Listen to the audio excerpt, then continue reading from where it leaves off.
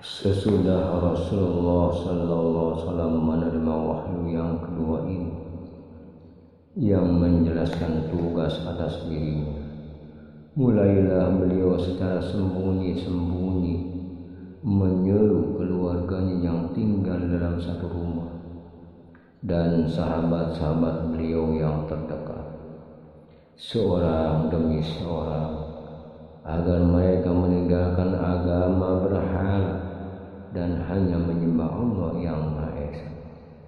Maka yang mula-mula iman kepadanya ialah istri beliau sendiri, Siti Khadijah, disusul oleh putra pamannya yang masih amat muda, Ali bin Abi Thalib, dan Zaid bin Haritsah, budak beliau yang kemudian menjadi anak angkat beliau. Setelah itu lalu beliau menyeru Abu Bakar Siddiq, seorang sahabat karib yang telah lama bergaul, dan Abu Bakar pun segera beriman dan memeluk agama Islam. Dengan perantaraan Abu Bakar, banyak orang-orang yang memeluk agama Islam, antara lain ialah Utsman bin Affan, Jubair bin Awam, Sa'ad bin Abi Waqqas, Abdurrahman bin Auf, Talhah bin Ubaidillah, Abu Ubaidillah bin Jarrah, Arqam bin Abi Arqam, Fatimah bin Khattab, adik Umar bin Khattab radhiyallahu anhu beserta suaminya Sa'id bin Zaid Al-Adawi, dan beberapa orang penduduk Mekah lainnya dari kabilah Quraisy. Mereka itu diberi gelar As-Sabiqun al-Awwalun, artinya orang-orang yang terdahulu, yang pertama-tama masuk agama Islam. Mereka ini dapat gemblengan dan pelajaran tentang agama Islam oleh Rasul sendiri di tempat yang tersembunyi di rumah Arqam bin Abil Arqam dalam kota Mekah. 3 tahun lamanya Rasulullah SAW melakukan dakwatul afrad ini, yaitu ajakan masuk Islam seseorang demi seorang, secara diam-diam atau secara sembunyi-sembunyi dari satu rumah ke rumah yang lain. Kemudian sesudah ini turunlah firman Allah surat 15 Al-Hijr ayat 94 yang berbunyi, maka jalankanlah apa yang diperintahkan kepadamu dan berpalinglah dari orang-orang musyrik. Ayat ini memerintahkan kepada Rasul agar menyiarkan Islam dengan terang-terangan dan meninggalkan cara sembunyi-sembunyi itu. Maka mulailah Nabi Muhammad SAW menyeru kaumnya secara umum di tempat-tempat terbuka untuk menyembah Allah dan mengesahkan. Pertama kali seruan dakwah yang bersifat umum ini beliau tujukan kepada kerabatnya sendiri, lalu kepada penduduk Mekah pada umumnya yang terdiri dari bermacam-macam lapisan masyarakat, baik golongan bangsawan, hartawan maupun hamba sahaya. Kemudian kepada kabilah-kabilah Arab dari berbagai daerah yang datang ke Mekah untuk mengerjakan haji.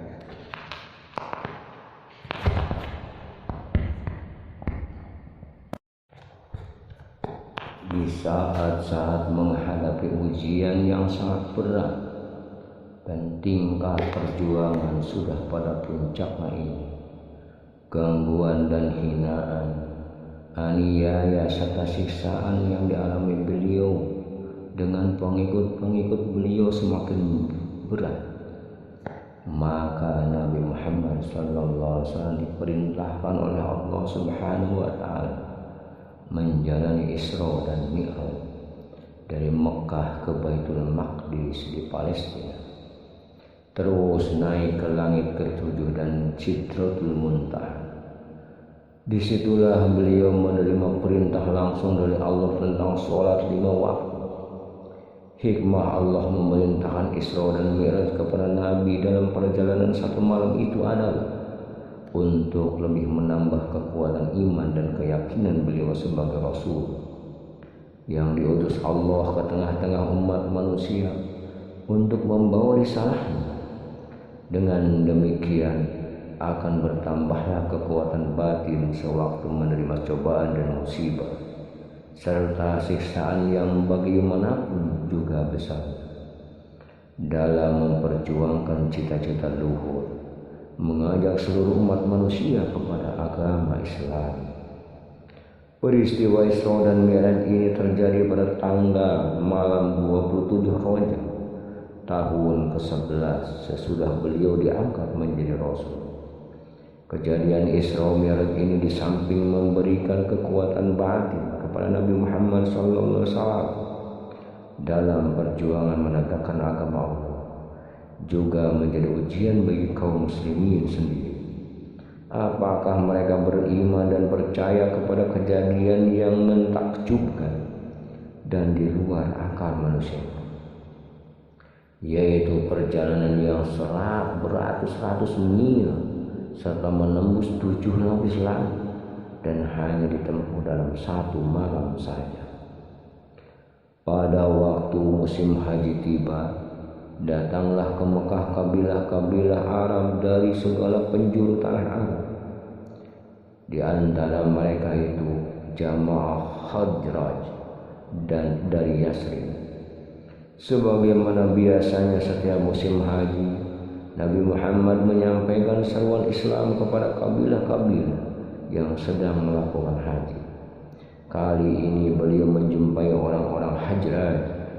Mereka sudah mempunyai pengertian tentang agama ketuhanan dan kerap kali mendengar dari orang Yahudi di negeri mereka tentang akan lahirnya seorang nabi pada waktu dekat. Segeralah mereka mencurahkan perhatian kepada dakwah yang disampaikan Nabi kepada mereka itu.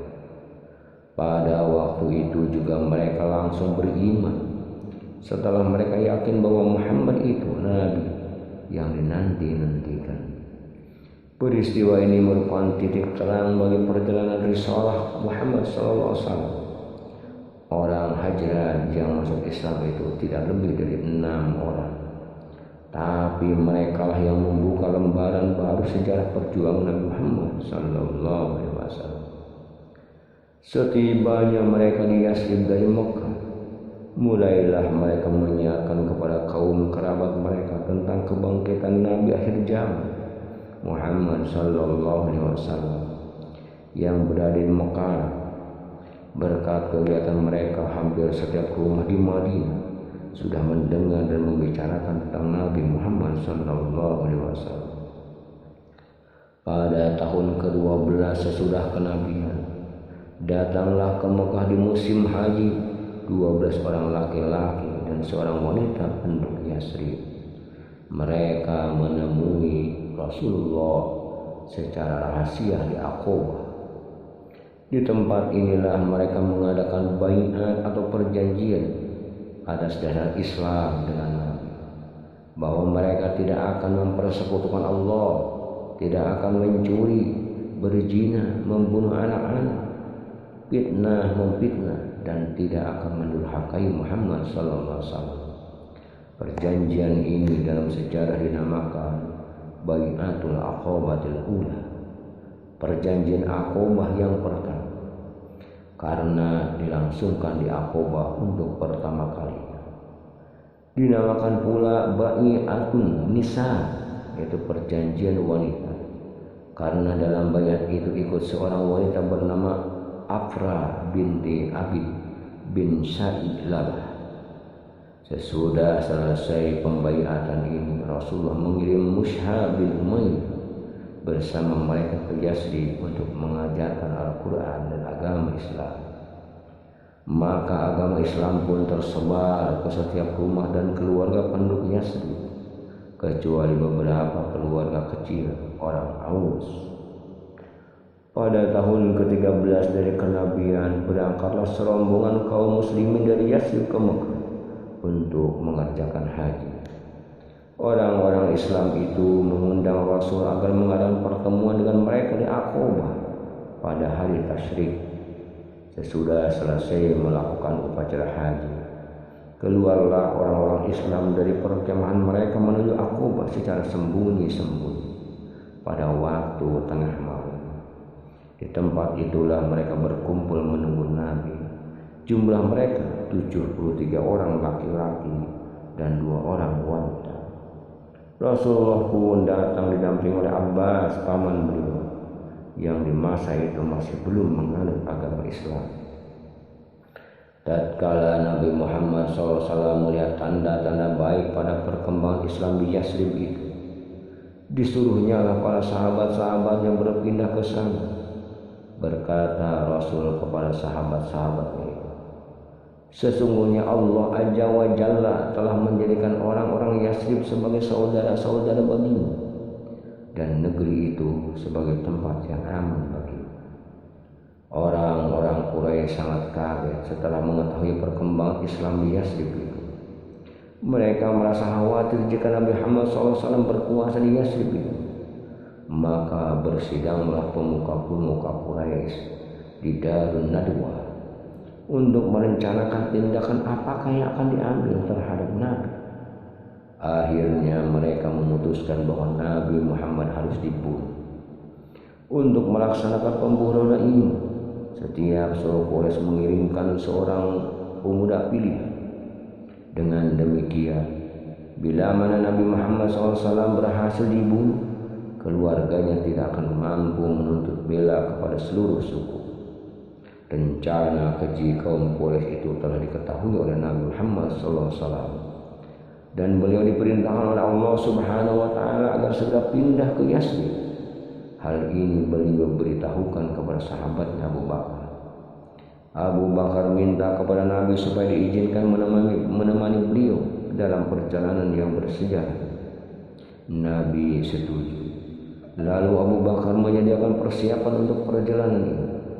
Pada malam hari, waktu pemuda-pemuda Quraisy sedang mengepung rumah Nabi dan siap akan membunuh beliau, Rasulullah SAW berkemas-kemas untuk meninggalkan rumah. Ali bin Abi Thalib disuruh menempati tempat tidur beliau supaya orang-orang Quraisy mengira bahwa beliau masih tidur.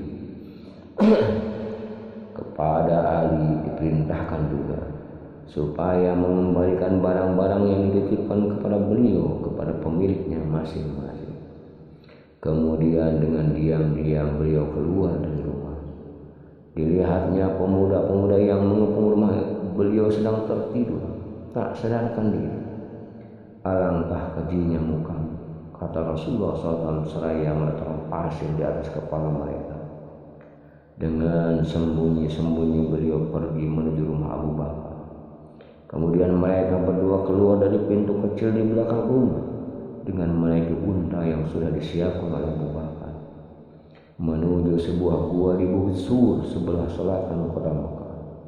Lalu mereka bersembunyi dalam gua itu.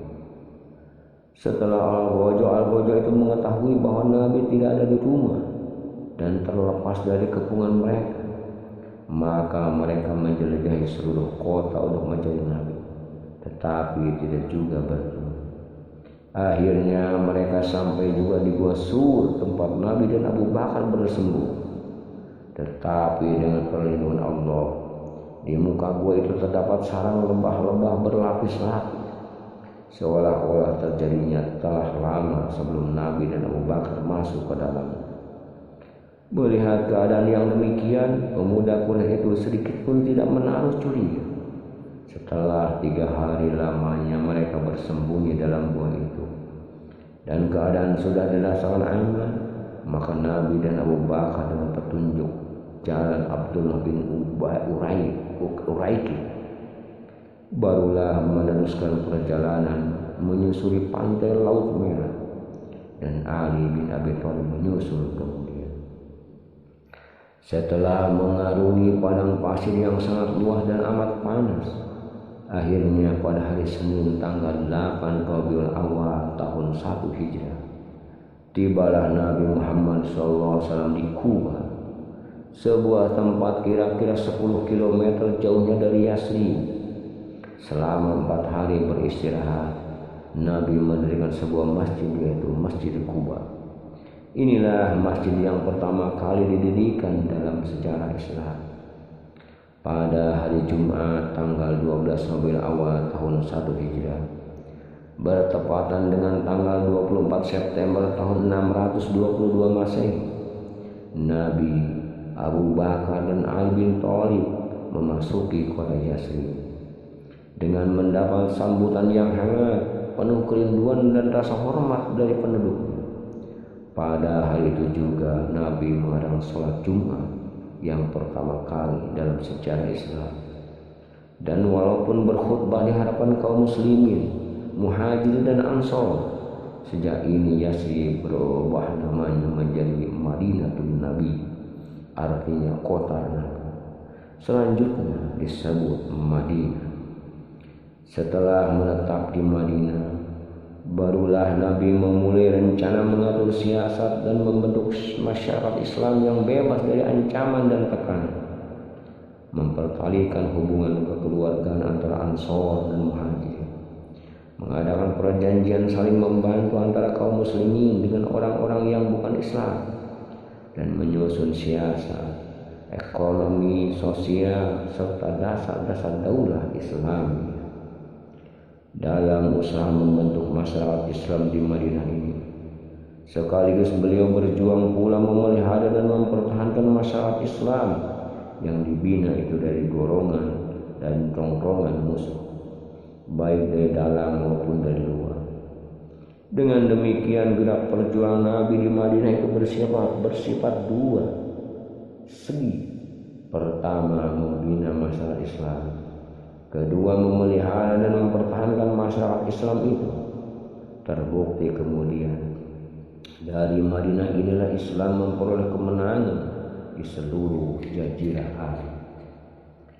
Ketika para utusan kabilah-kabilah Arab datang menghadap Nabi untuk menjadi pemeluk agama Islam, kemudian disusul dengan turunnya surat yang ke-10, yaitu surat An-Nasr, yang menggambarkan kedatangan utusan-utusan itu serta menyuruh Nabi memohonkan ampun untuk mereka.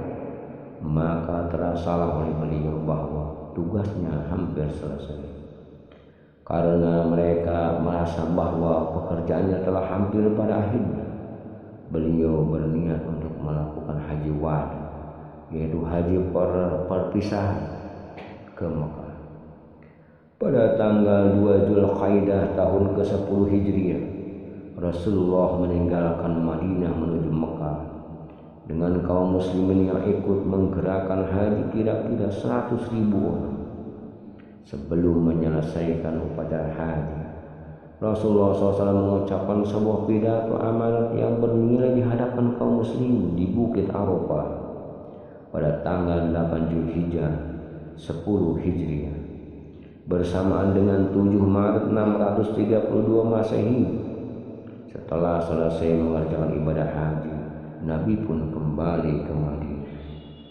Kira-kira 3 bulan sesudah mengerjakan haji wada itu, Nabi menderita demam beberapa hari, sehingga tak dapat mengimami sholat jamaah. Maka disuruhnya Abu Bakar menggantikan beliau menjadi imam. Pada tanggal 12 Rabiul Awal tahun 11 Hijriah, bertepatan dengan 9 Juni 632 Masehi, Nabi Muhammad SAW kembali ke hadirat Allah Subhanahu wa Ta'ala dalam usia 63 tahun. Inna lillahi wa inna ilaihi raji'un. 23 tahun lamanya sejak beliau diangkat menjadi Rasul Allah, berjuang tak mengenal lelah dan derita untuk menegakkan agama Islam. Nabi Muhammad SAW telah wafat, telah meninggalkan umatnya. Tak ada harta benda yang berarti yang akan diwariskan kepada anak istrinya, tetapi beliau meninggalkan 2 buah pusaka yang diwariskannya kepada seluruh umat. Sabdanya, "Ku tinggalkan untuk kamu 2 perkara, 2 pusaka. Tak akan kamu akan tersesat selama-lamanya selama kamu masih berpegang kepada keduanya. yaitu kitabullah dan sunnah Rasul. Demikianlah selintas kisah manusia pilihan yang termasuk tokoh nomor 1 di antara 100 tokoh dunia paling berpengaruh. Harismanya hingga detik ini tetap berkibar. Miliaran orang setiap hari dengan takjim bersolawat kepada beliau dalam setiap doa dan salat mereka. Allahumma salli ala Sayyidina Muhammad wa ala ali Sayyidina Muhammad. Wallahu a'lam bishawab.